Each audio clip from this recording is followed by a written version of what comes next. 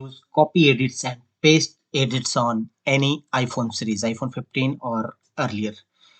To do so, open photo, any photo, and choose edit. Apply all the effects and filters you want and save it.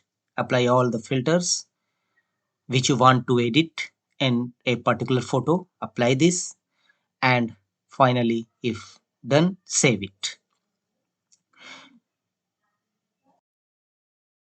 Three dot from the top right corner, and here choose copy edits.